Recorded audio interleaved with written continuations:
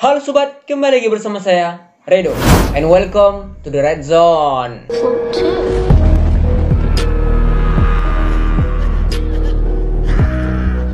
Siapa disangka SCP yang satu ini bentuknya itu adalah benda yang sangat kecil. Ternyata di dalamnya itu terdapat suatu monster yang sangat besar ukurannya. Bahkan bentuknya itu sangat mengerikan. Oke, monster seperti apakah ini? Mari kita bahas.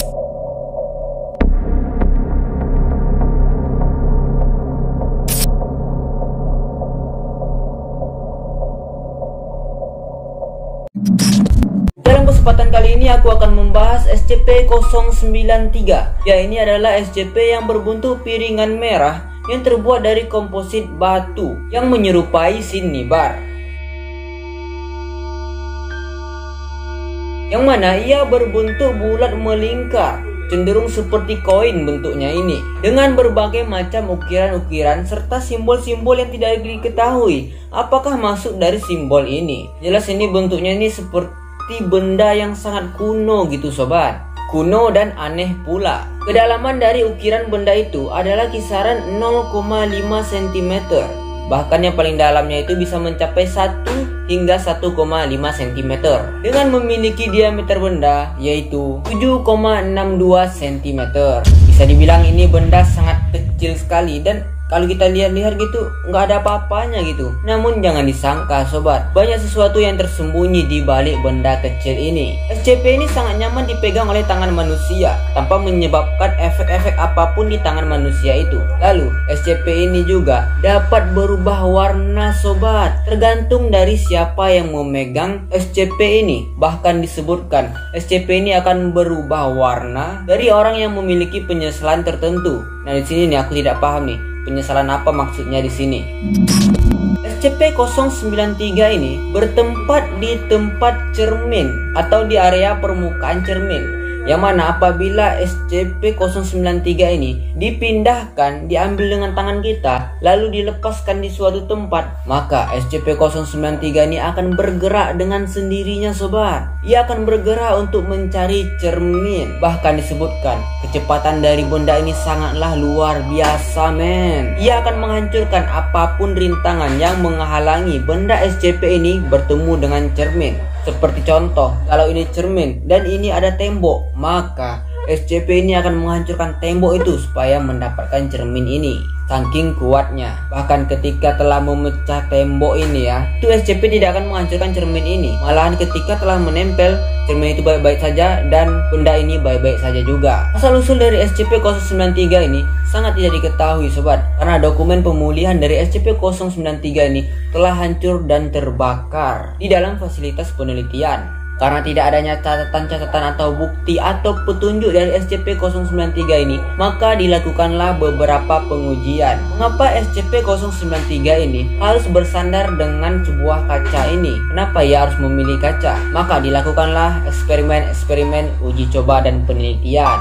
Pengujian pertama yaitu SCP ini dipindahkan dari cermin dan dilepaskan begitu saja. Dan ketika diamati, SCP ini akan bergerak dan menempel lagi kepada kaca itu. Oke, fix. Ini SCP tergantung kepada kaca itu. Lalu pengujian yang selanjutnya, SCP ini diberikan 2 cermin, lalu dihadapkan dengan benda SCP ini. Maka ketika diteliti dan diamati, ternyata SCP ini lebih memilih cermin yang terdekat sobat, daripada cermin yang sangat jauh. Lalu pengujian selanjutnya, sebuah cermin ini dipegang, lalu SCP ini dibiarkan letak di situ. Cermin ini dipegang dalam keadaan bergerak dan dipindah-pindahkan sobat. Ternyata SCP ini tetap mengikuti itu cermin kemana cermin itu berpindah. Ia akan mengikuti dan terus mengejar nih sobat. Bahkan kecepatannya itu sangat luar biasa, supaya dapat lagi menempel di permukaan kaca itu. Lalu terakhir adalah suatu pengujian yang sebenarnya tidak sengaja sobat. Namun dari tidak sengaja ini, maka dilakukanlah penelitian lebih lanjut, yang mana ketika SCP-093 ini dipegang, lalu dipindahkan dengan tangan dan dilengketkan ke kaca itu, maka orang yang memegang SCP-093 itu, yang menaruh ke kaca itu, akan masuk ke dalam kaca itu. Dalam artian, orang ini akan terperangkap ke dalam kaca SCP-093 yang tertempel di kaca itu. Karena mengetahui hal demikian, SCP Foundation akhirnya mencoba untuk memasuki ke sana dengan membawa alat perekam dan dicobalah untuk menelusuri apakah yang terjadi dan apa yang ada di dalam sana. Sebenarnya setelah diamati, banyak sekali kejadian-kejadian aneh di dalam sana serta objek-objek aneh. Singkat cerita nih sobat, singkat cerita, di dalam sana orang ini menemukan suatu makhluk besar monster yang sangat mengerikan dan menakutkan. Makhluk ini berbentuk monster dengan ukuran yang sangat besar sekali, dengan memiliki tubuh yaitu dari kepalanya hingga perutnya saja sobat, tanpa memiliki kakinya.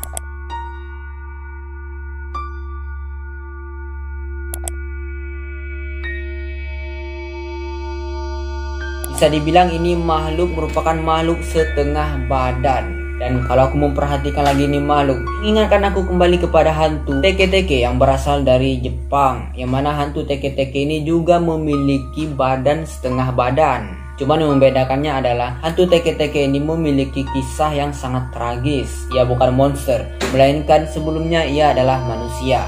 Oke, kembali lagi kepada SCP-093, yaitu monster yang terdapat di dalamnya. Monster ini besar dengan tubuh yang sangat kekar. Kita tidak memiliki wajah nih sobat. Ia hanya memiliki beberapa lubang-lubang saja di tengah wajah SCP ini. Jack ini terlihat berjalan menggunakan tangannya sobat.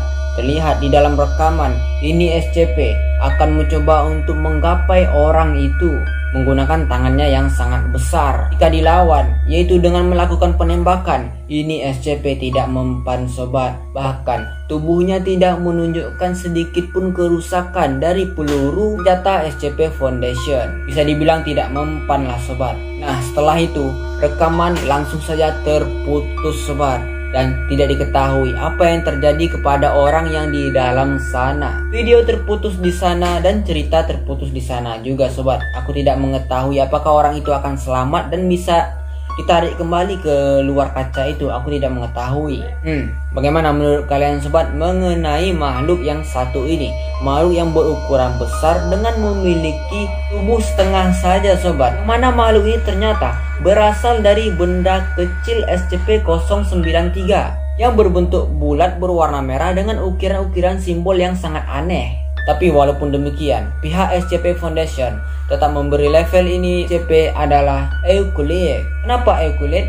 Mungkin karena induk dari SCP ini yaitu berbentuk benda ini tidak berbahaya jikalau di luar kaca ini. Dan jikalau makhluk yang di dalam itu baru mungkin akan diberi dengan level petir mungkin ya. Bagaimana menurut kalian sobat? Apakah ada masukan mengenai video kali ini?